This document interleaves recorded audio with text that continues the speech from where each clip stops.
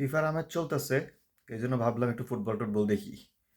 So গতকালকে সারাদিন football দেখছি। 4টা ম্যাচ হয়েছে, ব্যাক টু ব্যাক। বল একবার এদিক থেকে ওই দিক নেয়, একবার ওই দিক থেকে এদিক নেয়। এইটাই চলতে থাকে 90 মিনিট ধরে। এদিক থেকে ওই দিক নেয়, ওই দিক থেকে আবার এদিকে নেয়। ভাবতেছি কাছে চলে গেলেই গোল হবে, গোল হবে, গোল হবে।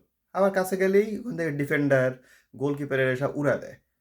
90 মিনিট ধরে খালি এই পার থেকে ওই পার, ওই পার থেকে এই পার।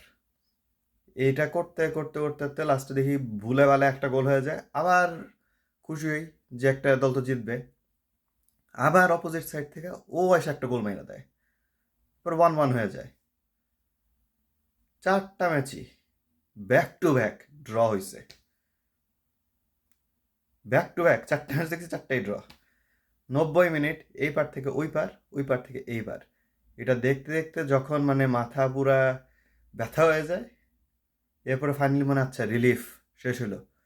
তখন আবার রেফারি বলে আরও নাকি 6 minute extra time. I am like, oh my god, আরও 6 মিনিট এটা। এবার আবার 6 মিনিট ধরে এই পার থেকে ওই পার, ওই পার থেকে এই পার, কেউ গোল দেয় না, ড্র হয়। আরে ভাই, প্রত্যেক ম্যাচ যদি ড্রই হয় তাহলে খেলার মান এটা কি?